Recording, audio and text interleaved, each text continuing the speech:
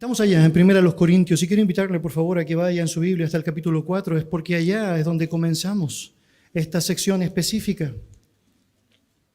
El Señor ya nos ha acompañado durante varias semanas aprendiendo sobre lo que ha sido el deseo del apóstol Pablo de querer enseñar a los hermanos en Corinto cuáles son aquellas cosas deficientes que deben ser corregidas. Todo lo ha hecho con la esperanza absoluta de que ellos tienen lo necesario para poder avanzar. Lo ha hecho con la esperanza absoluta del reconocimiento de que ellos requieren simplemente de información necesaria, la amonestación requerida para ahora corregir aquellos pasos por los cuales ellos han andado. Por lo tanto, con altas expectativas también él escribe esta carta y con ello Dios mismo nos ayuda tanto a nosotros para saber precisamente cuáles son aquellas cosas que debemos evaluar en nuestra vida personal y también en lo que guarda relación con la vida de la iglesia. Usted sabe, a lo largo de lo que ha sido los primeros capítulos de esta carta, algo que ha sido muy notorio, ha tenido que ver con los conflictos que ellos tenían y que se reflejaban a través de las divisiones partidistas. Esta concepción que ellos tenían del liderazgo dentro de la iglesia, que tenía que ver básicamente con su trasfondo anterior sin Cristo. Déjeme decirlo así, los griegos tenían la costumbre de establecer lo que eran sus escuelas de pensamiento filosófico a través de un orador favorito que reunía ciertas particularidades que lo hacían distintivo a otros en lo que era básicamente el reconocimiento público, su capacidad educativa y lo que básicamente guardaba relación con esas palabras persuasivas con las cuales podía convencer a muchos otros. Por lo tanto, lo que hacían los griegos era agruparse bajo la imagen de este líder superior y con ello, fundamentalmente, lo que llevaban a cabo era discusiones entre ellos diciendo, bueno, yo pertenezco a tal líder, yo soy parte de esta escuela de pensamiento y básicamente con eso tratando de jactarse a ellos mismos, tratando de exacerbar lo que sería con orgullo su propia posición de pertenecer a una de aquellas escuelas, a alguno de aquellos líderes. Por lo tanto, los corintios no han cambiado eso en su conversión y llevan a la iglesia precisamente ese modelo, un modelo que afecta profundamente la realidad eclesiástica, porque algunos empiezan a decir, mira, yo soy de Pablo porque Pablo es mejor, y otros dicen, no, yo soy de Apolos porque Apolos es mejor, y otros dicen, no, yo soy de Cefas, Pedro, porque él es mejor, y otros dicen, yo soy de Cristo, y aunque estamos convencidos todos nosotros que él es mejor, ponerlo al mismo nivel que otros líderes humanos, francamente era un error. Un gran error. Este altercado que estaban evidenciando allá los hermanos en Corinto es abordado en los primeros 3 capítulos de Pablo allá a ellos en esta epístola con el deseo fundamental de que ellos puedan darse cuenta que no deben seguir avanzando así. Y es porque en Dios no son las directrices humanas las que deben trascender, no son los pensamientos humanos, incluso aquello que puede sonar como sabiduría humana, lo que debe imponerse, sino son fundamentalmente sus directrices divinas las que deben ser llevadas a cabo. Si Dios habló, el hombre calla y obedece, como dice el libro de Eclesiastés. Estamos entonces en esta circunstancia en donde tanto ellos como nosotros somos confrontados. ¿A quién vamos a seguir? ¿Al modelo del mundo, su forma de entender y llevar las cosas? Vamos a seguir el modelo de Dios y la manera que Él estableció en su palabra para que avance su cuerpo. Y cuando miras todo lo que hemos apreciado ya en los primeros 3 capítulos, notamos cómo Pablo se ha esforzado de mostrar de muchas maneras por qué es tan impropio seguir el modelo del mundo. Y lo hace de muchas formas. Simplemente para recapitular para usted, podría mencionar que en el primer capítulo, el capítulo 1 y los versículos 5 al 7, él les menciona, por ejemplo, que ellos como iglesia tenían todo lo necesario en Cristo para poder avanzar. Dice el texto que tenían riquezas en el Señor, riquezas espirituales, que no les faltaba ningún don. Por lo tanto, no había ninguna razón para ponerse a discutir sobre cuál era el mejor líder humano, si la conclusión natural era que todo lo que necesitábamos ya había sido dada por Dios. Por lo tanto, quien debía llevar la gloria, quien debía ser reconocido, siempre era Dios y no necesitábamos discutir entre nosotros sobre asuntos que eran impropios. En los versos 10 al 17 del mismo capítulo 1, Pablo ha señalado la importancia de hablar una misma cosa, de tener un mismo sentir y un mismo parecer. Y cuando miramos aquello, nos damos cuenta de lo infructuoso que es en una iglesia formar agrupaciones distintas en torno a divergencias que no ayudan ni contribuyen en nada para aquello que es correcto.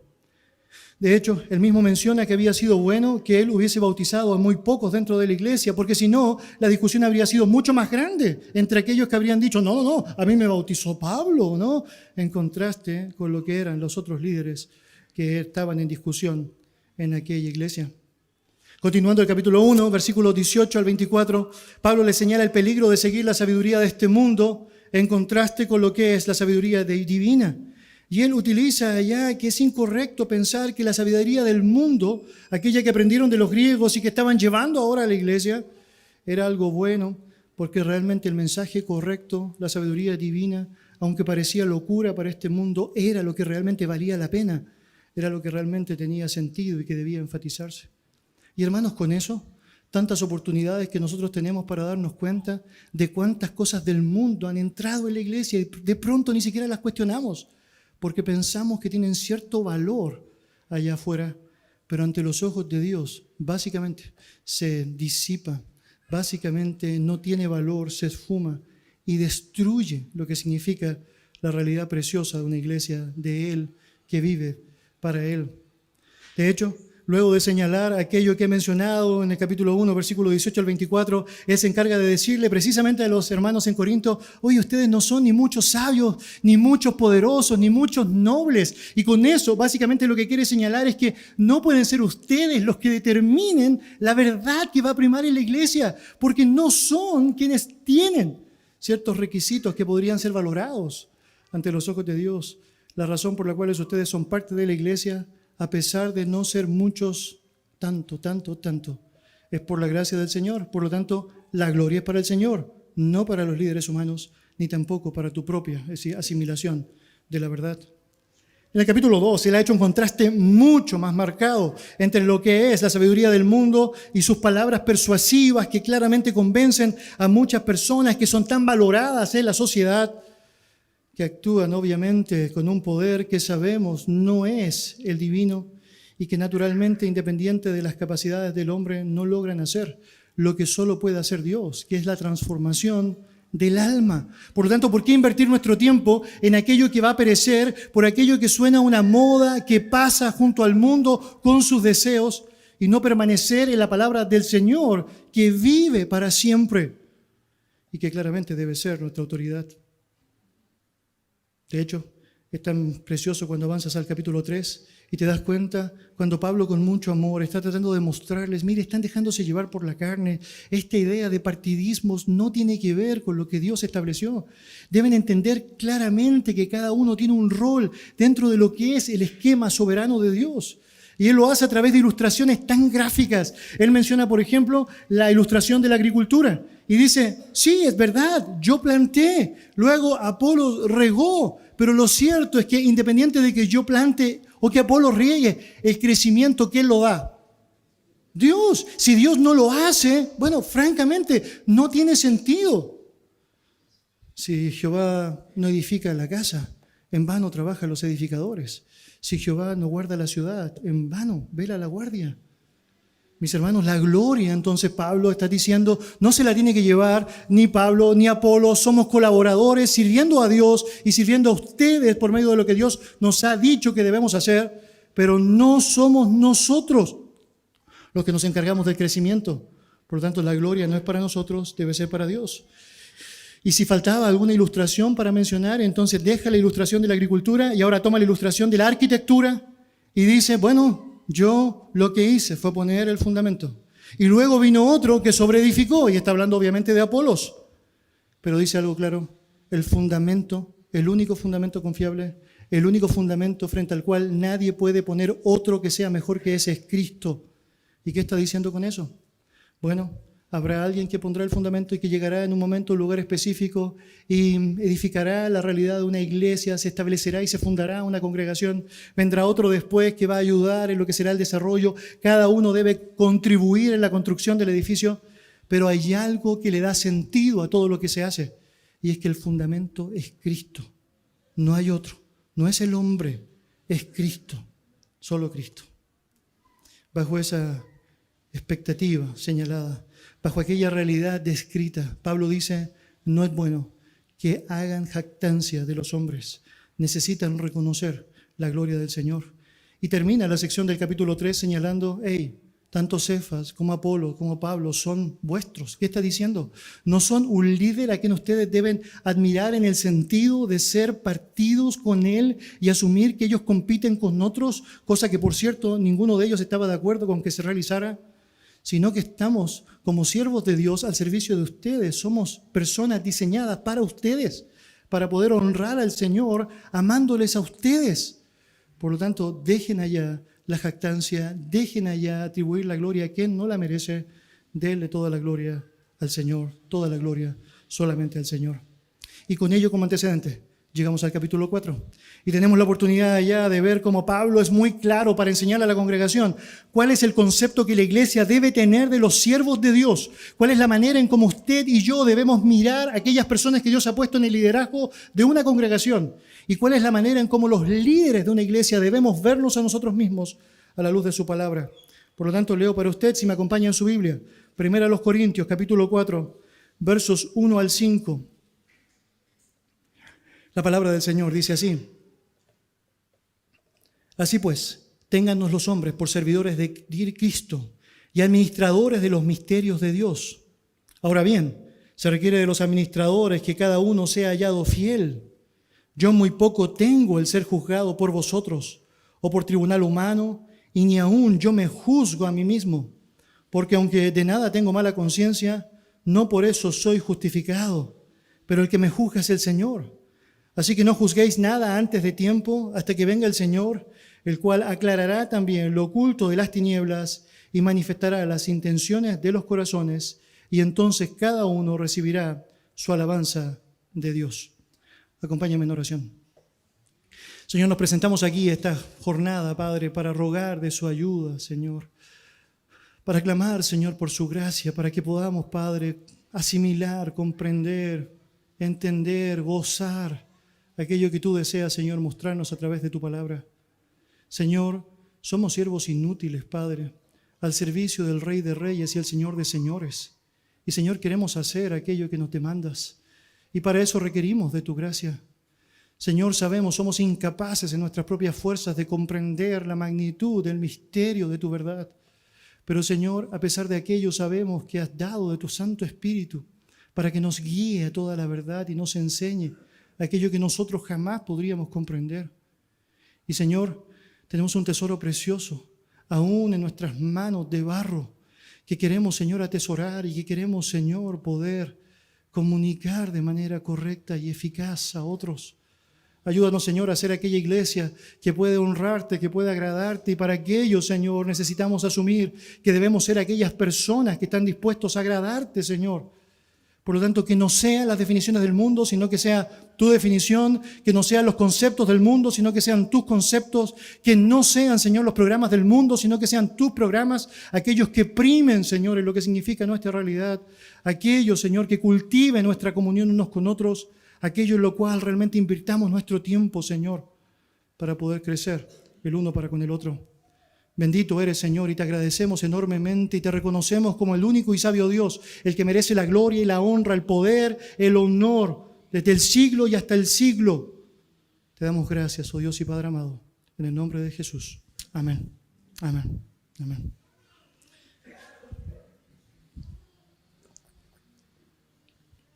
El apóstol Pablo se ha encargado de una manera bien concreta de poder enseñar a través de esta porción que comenzamos a ver en esta jornada cuáles son aquellas evidencias del verdadero liderazgo cristiano, cuáles son aquella realidad que debe ser enfatizada y establecida a la luz de lo que es la palabra del Señor para un verdadero siervo de Jesucristo, a la luz de lo que Él ha establecido.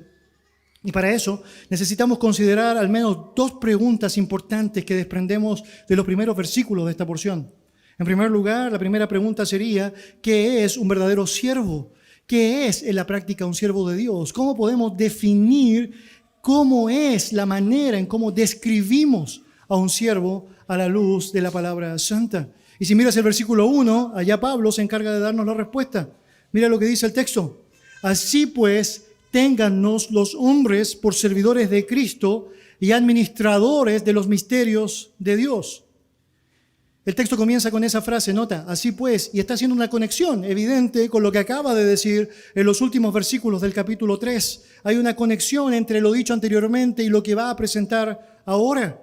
En el contexto señalado, si no hay ninguna razón, según Pablo, para gloriarse en el hombre, capítulo 3, versículo 21, puesto que tanto Pablo como Apolos como Cefas han sido puestos en Cristo para el servicio y el beneficio de los hermanos en Corinto. En otras palabras, están dando gloria a Dios por medio de servir a los hermanos dentro de la iglesia y no para apropiarse de esa gloria o para compartir esa gloria con los hombres. Lo que ahora tienes entonces es ahora mucho más claro a lo largo de todo lo que Pablo está señalando. Y es la manera en cómo Pablo nos enseña. Los hombres deberían ver su ministerio, deberían verse a sí mismos cuando están en el liderazgo de la iglesia y cómo el resto de los hombres debería también ver a su liderazgo. Ahora bien, antes de entrar en el detalle del texto de lo que es un verdadero siervo, permíteme detenerme un poquito en lo que señala el relato allá. Así pues, téngannos los hombres, hablando un poquito de este término hombres descrito allá. Y es porque es obvio que este título es un título genérico para referirse en primer lugar evidentemente a aquellos que son parte de la iglesia, tanto los hombres o las mujeres que están siendo parte de una congregación local y que deben ver a su liderazgo de la manera en como Pablo está señalando. Pero no deja de llamar la atención el hecho de que Pablo no utiliza el título que específicamente habría usado para referirse solo a la iglesia, tratándoles como hermanos. Habla de hombres porque es el concepto que todos los hombres, incluso fuera de la lógica de la iglesia, debería tener de aquellos que están en el servicio a Dios, en el liderazgo de una iglesia. Es decir, aún las personas del mundo deberían ver a los líderes de una iglesia de la manera como aparece descrito acá. Y eso obviamente nos compromete muchísimo. Es porque somos responsables, no solamente aquellos que estamos en el liderazgo de presentarnos de esta manera, sino también la iglesia es responsable de no dejar bajo ninguna perspectiva de que haya un cambio en la forma en cómo se entiende y se asimila el liderazgo bíblico y no aceptar que las falsificaciones hagan parte de la iglesia del Dios viviente, Ahora mira, dicho todo eso, en primer lugar, ¿cuáles son aquellas características que deberían ser las reconocidas de un siervo de Dios? La palabra del Señor dice, un servidor de Cristo. Mira lo que señala allá el texto. Dice, téngannos los hombres por servidores de Cristo. Es obvio que Pablo no está hablando solo de sí, no te está hablando en plural, servidores de Cristo. Eso incluye naturalmente a Cefas, incluye a Apolos, naturalmente incluye a todos los apóstoles que están trabajando en la iglesia primitiva, pero sin duda incluye a todos los líderes a lo largo de la historia que se han encargado de servir a Dios, de avanzar en lo que significa una realidad correcta para con Dios. Y él está señalando, las personas deberían tenernos a todos aquellos que estamos en el servicio como siervos de Cristo. Ahora es muy interesante, porque esa palabra siervos mencionada allá no es la clásica palabra griega diaconao o diácono que se utiliza en la mayoría de los versos en el Nuevo Testamento para tratarse de un siervo, para usarse en relación a un esclavo, incluso en algunos casos, sino más bien es una palabra distinta, que de hecho Pablo solamente ocupa una vez en sus escritos, aunque aparece 20 veces en todo el Nuevo Testamento. Es una palabra que se traduce literalmente como los remeros de abajo, hablando de un servidor subalterno que acompaña a su superior, que obedece a su superior, un siervo que está bajo, pero bien bajo, a lo que significa la autoridad de su amo. Y este es el término que está utilizando allá. La idea tiene que ver básicamente con ese esclavo que estaba en la posición más baja de esclavitud y que se colocaba en la parte de abajo de las embarcaciones grandes para remar y estar permanentemente remando para que este barco pudiese moverse. Tú comprenderás que estar en esa posición implicaba no solamente trabajo arduo, agonía, dolor, azotes de aquellos que estaban atrás tuyo con la autoridad de hacerte seguir avanzando en lo que significa tu rol.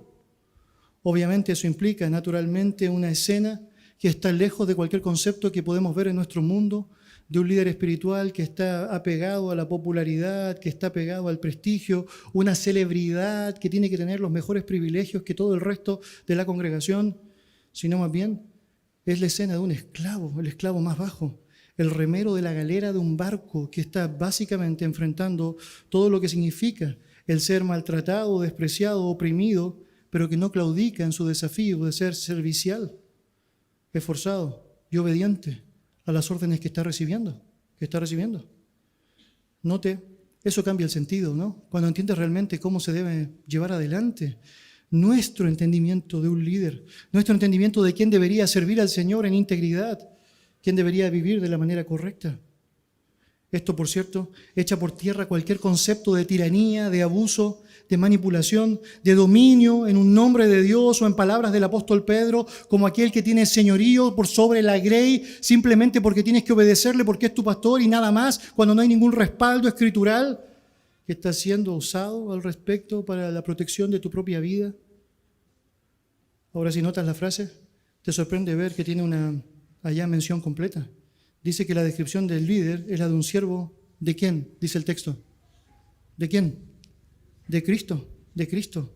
Por lo tanto, por sobre todas las cosas, la sumisión de un liderazgo bíblico, de un siervo del Señor, está supeditada a los designios de su Señor. Él sabe quién es su amo, Él sabe a quién tiene que obedecer, Él sabe a quién tiene que seguir. Y naturalmente, bajo la perspectiva bíblica, ese es Cristo, solo Cristo. Y es que si realmente sirves correctamente a Cristo, vas a servir correctamente a los hombres. Pero por el contrario, si tu enfoque está solamente en el hombre, por el hombre, difícilmente Dios te va a llamar su siervo, su siervo. Y vale la pena que apartemos unos minutos aquí. La distorsión de lo que significa el liderazgo dentro de marcos cristianos ha tenido históricamente expresiones bien peligrosas, bien peligrosas.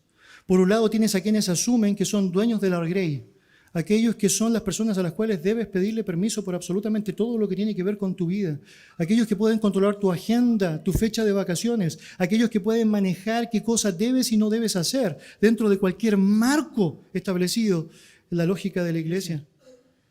Y que obviamente tienes allá que estar dispuestos a temer incluso más de lo que deberías temer a Dios.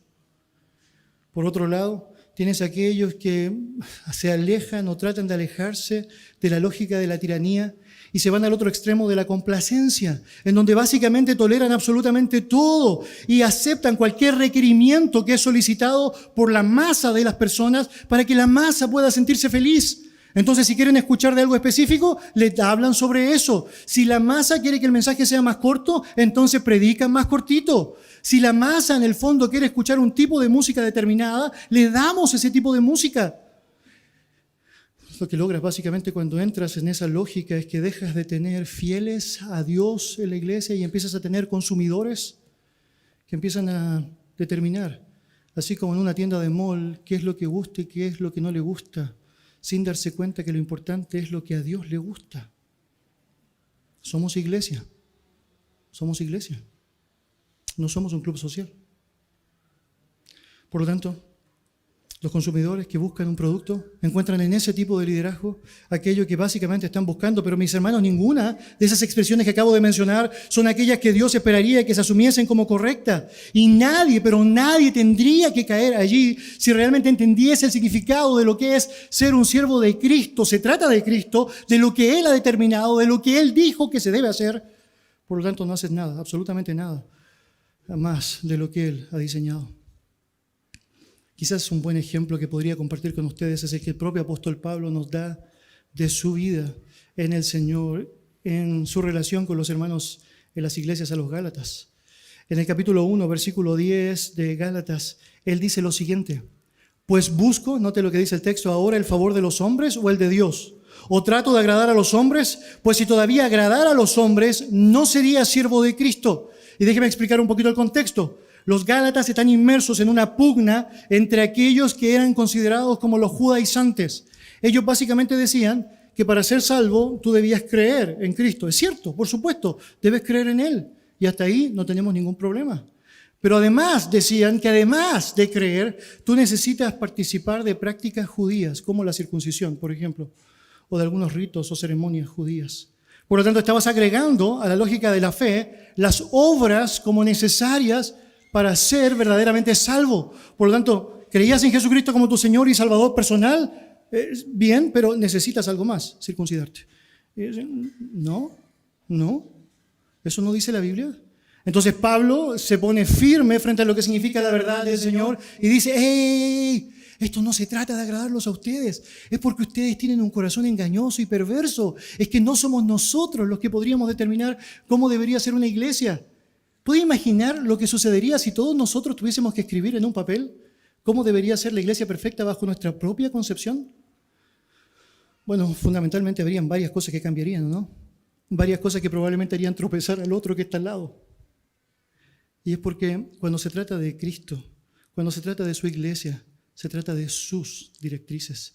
Y Pablo dice, hey, yo no voy a perder el tiempo tratando de agradar a los hombres, porque si hago las cosas en base a lo que los hombres quieren, que me haría el trabajo fácil, obviamente sería súper popular, obviamente evitaría un montón de peligros que estoy experimentando, dejaría de ser siervo de Cristo.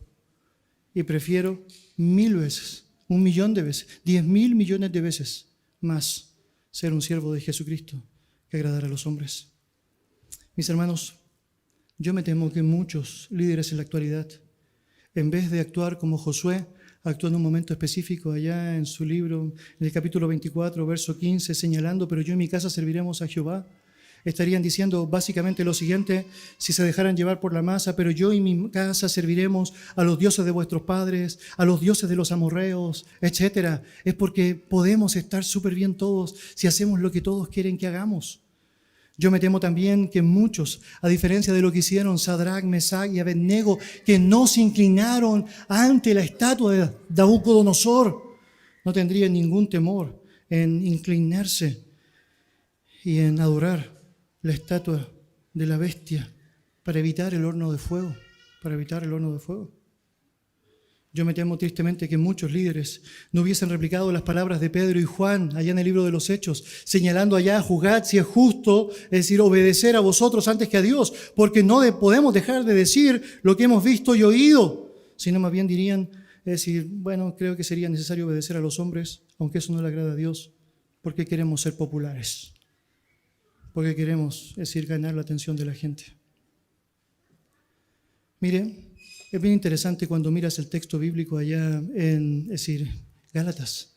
Es porque Gálatas, si puedes retroceder un poco, mi hermano, allá lo que está haciendo Pablo es diciendo, retroceder, querido, por favor, allá, lo que quiere decir Pablo allá es que si trato de agradar a los hombres, pues si todavía, dice, todavía agradar a los hombres, no sería siervo de Cristo. Note eso, bien interesante. Pablo está diciendo, mira, yo antes me encargué de hacerlo. Por eso dice, si todavía, porque toda su vida, antes de Cristo, estuvo girando en torno a aquello que agradaba a los hombres. Note aquello, los judíos eran muy celosos de su exclusividad, por lo tanto, Pablo no podía tolerar que nadie se levantase para tratar de afectar esa exclusividad. Y por eso Pablo no hace nada mejor, según su perspectiva, que perseguir a los cristianos, de meter en la cárcel a los cristianos, de arrastrar a los cristianos, porque fundamentalmente su interés era agradar a los hombres. Y él dice, bueno, si todavía estuviese haciendo lo mismo que hice antes, bueno, francamente, no sería siervo de Cristo porque no era un siervo de Cristo.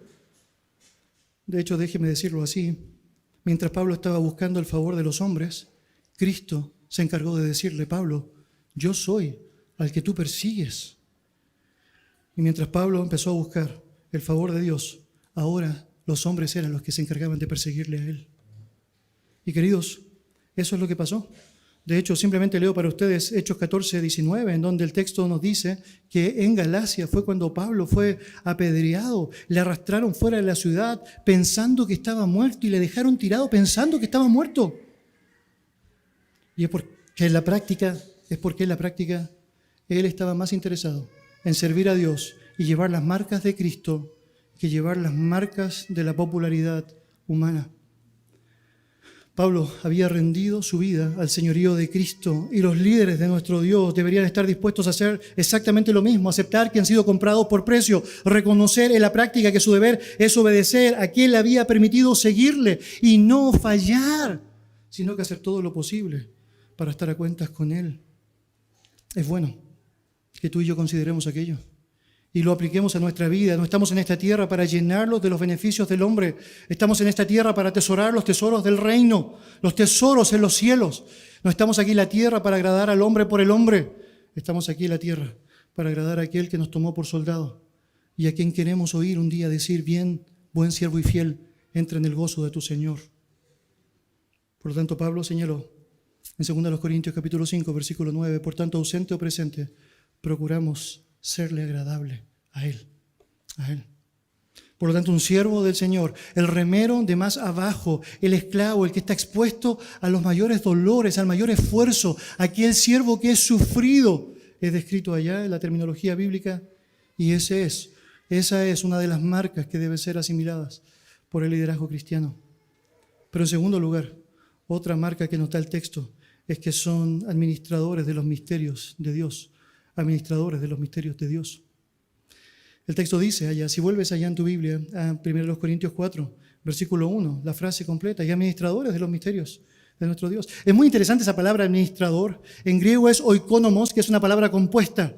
Oiko, que es casa, nomos, que tiene que ver con ley. La idea tiene que ver específicamente con alguien que está encargado de la casa de manera legal, como responsable, pero no es su casa. Muy interesante.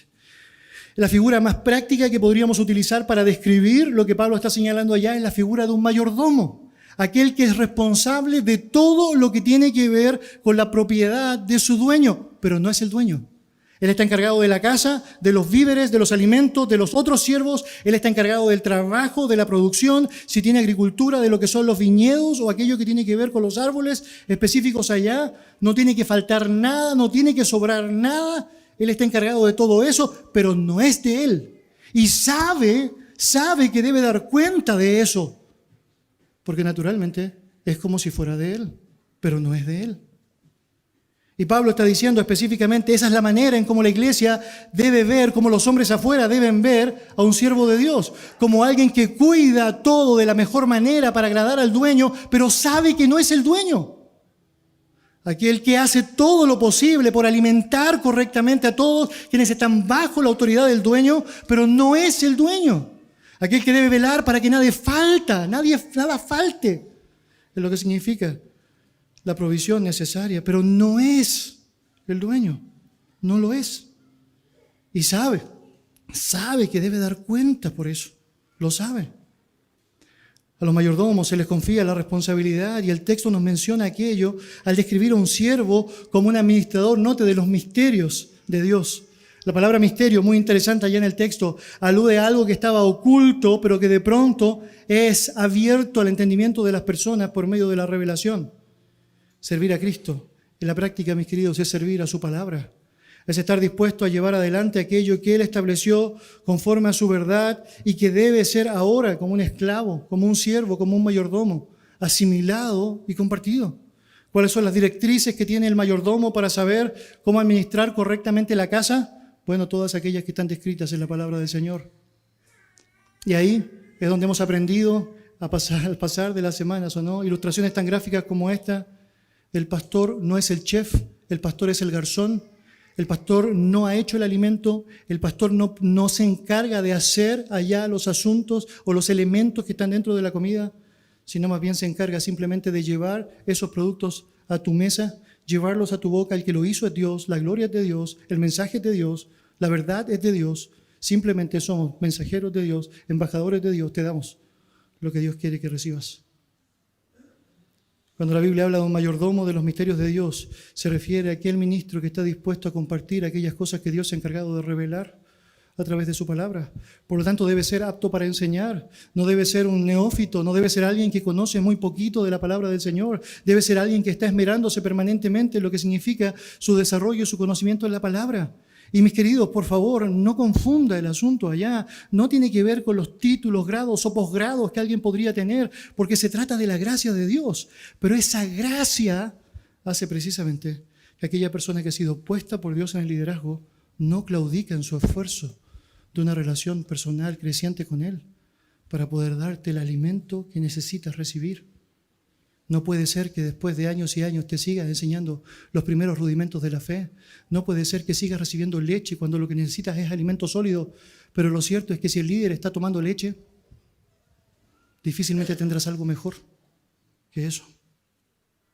Un ministro que no estudia la palabra no puede enseñarla, no puede manejar con exactitud lo que no conoce, no puede trazar bien la palabra de verdad.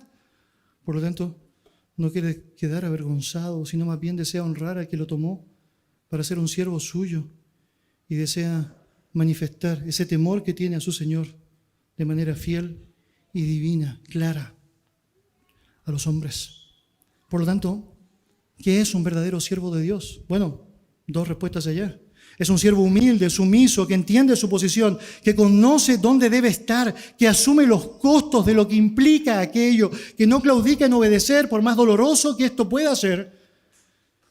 Y también es un mayordomo que asume su responsabilidad por todo, sabiendo que no es dueño de nada, de absolutamente nada. En segundo lugar, Dios nos va a enseñar a través de la porción que veremos hoy cómo debe ser un siervo. Ya sabemos cuál es la definición de un siervo, cuáles son aquellas marcas que deben estar presentes en él. ¿Cómo definimos un siervo? Bueno, como un siervo de Dios, como un esclavo de Dios, de Cristo en particular, y también como un mayordomo. Ahora, ¿cómo debe llevar adelante esa tarea? ¿Cómo debe ser? Mire lo que dice versículo 2, 1 Corintios capítulo 4, verso 2. El texto dice: ahora bien, se requiere de los administradores que cada uno sea, note lo que dice, hallado fiel, sea hallado fiel. La fidelidad, mis queridos, es la cualidad más importante de un siervo o un mayordomo al cual se le ha confiado algo que no es menor. Las posesiones y las almas de su Señor sin fidelidad pueden ser afectadas tremendamente. Y aquí es donde ni la oratoria, ni tu capacidad humana, ni tampoco aquella persuasión que puedes realizar es suficiente. Si no eres fiel, lo puedes echar todo a perder, todo a perder. Es por eso que los ministros no están llamados en la palabra nunca a ser creativos. Nunca hay un texto que dice allá que los ministros deben ser innovadores. Lo que la Biblia dice es que los ministros deben ser fieles. Fieles. La palabra fiel apunta a alguien que es digno de confianza. Y puedes obtener precisamente aquella marca preciosa del Señor en tu cercanía con Él.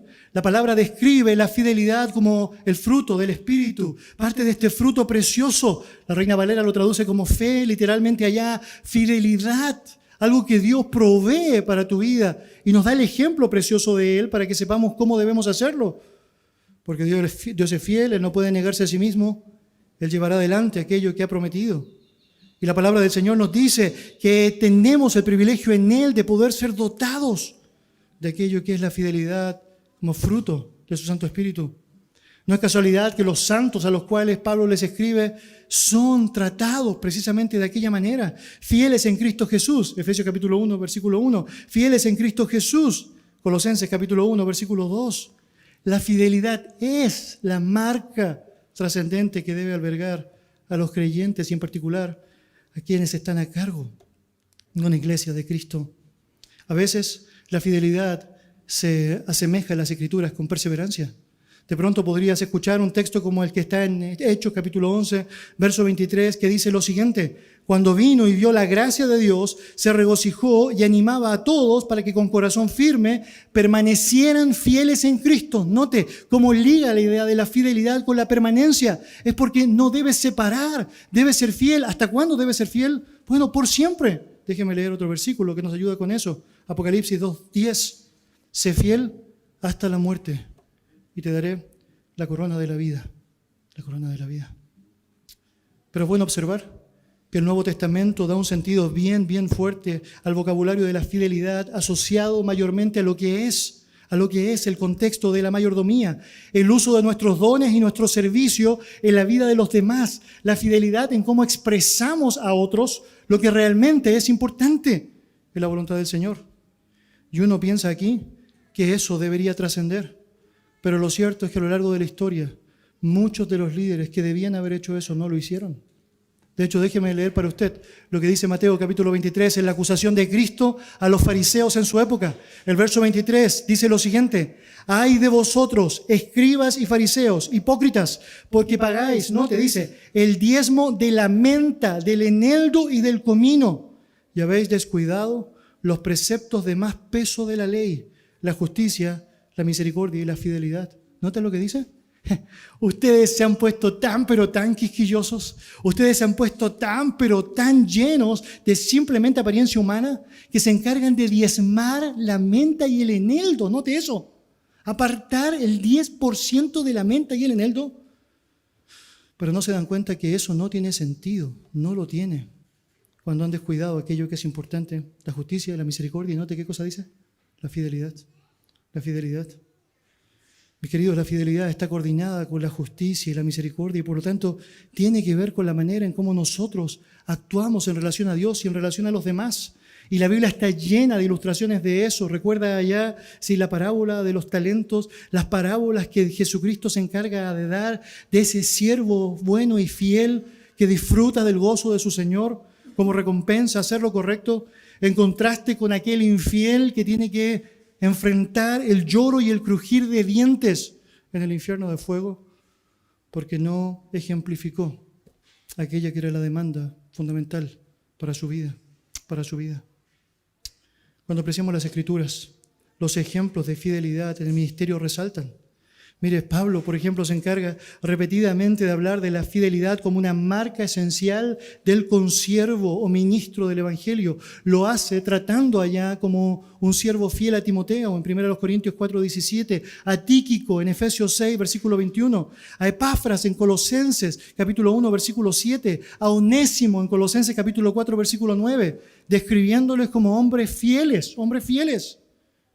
La fidelidad es la marca de los ministros. Es por eso que Pablo le dijo a Timoteo, esto encarga a hombres fieles que sean capaces de enseñar también a otros.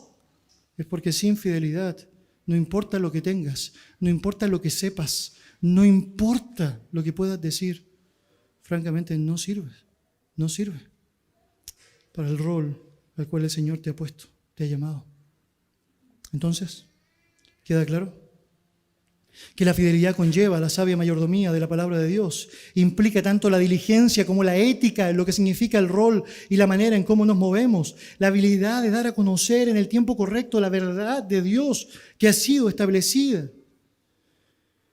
Y cuando miramos la palabra y nos damos cuenta de que Dios se encarga de cumplir eso en los suyos, es algo precioso, porque fiel es quien os llama, fiel es el que lo hará.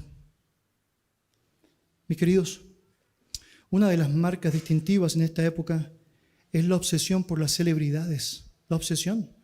En el mundo del cine, de la música popular, del deporte, de la moda, mucha gente quiere estar al tanto de lo que hacen los famosos y hacen todo lo posible por querer imitarle. Quieren saber qué compran, quieren saber qué hacen, incluso quieren saber cómo se cortan el pelo y tenemos un montón de Arturos Vidales. Es porque de alguna manera aquellas personas, aquellas prácticas, aquella lógica empieza a trascender y las personas empiezan a pensar, ahí está el modelo que yo debo seguir, ahí está aquello en lo cual yo me debo esmerar.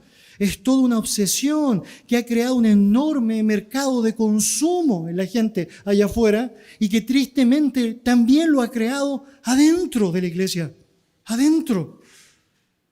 La iglesia de Cristo tristemente no está inmunizada a lo que significan los ataques del mundo y a crear celebridades, a asumir que el liderazgo y sus predicadores son los grandes que deben ser reconocidos como rockstar, como personas que tienen que ser asumidos como líderes preponderantes, populares, que deben ser llevados en andas de un lugar a otro y que deben ser tomados como aquellos que merecen absolutamente todo sin un costo alguno en lo que significa su vida.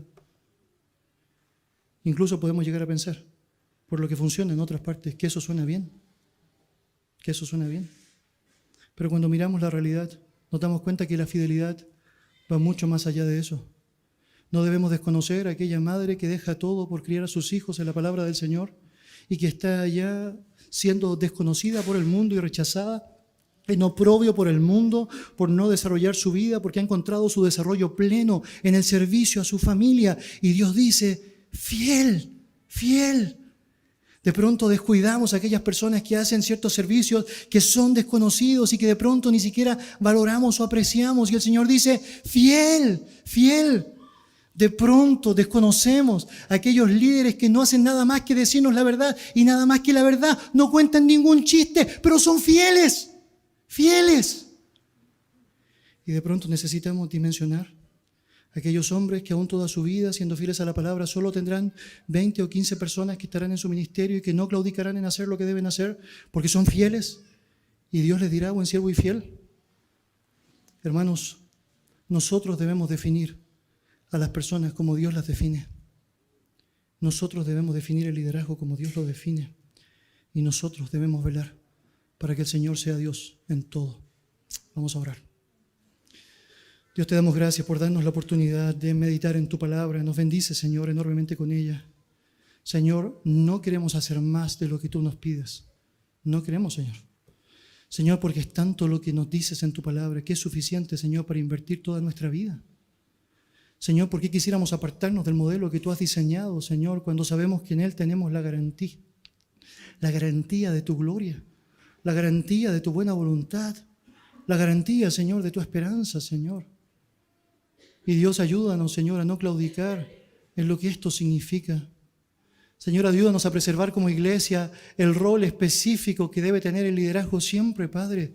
Y Señor, líbreme a mí y cada uno de los líderes de la iglesia a nunca querer trascender por sobre la voluntad tuya, por sobre el rol, Señor, que tú nos has asignado. Y Señor, provee de hombres fieles, capaces de poder hacernos notar cuando pudiésemos estar errando el camino, Señor. Dios y Padre amado, ayúdanos a ser sensibles a lo que significan aquellas marcas que realmente ante tus ojos son trascendentes. Y Señor, no queremos, Señor, ser reconocidos como creativos, innovadores. No quisiéramos en ningún sentido, Señor, ser resaltados por nuestra tecnología o por las luces que pudiésemos tener.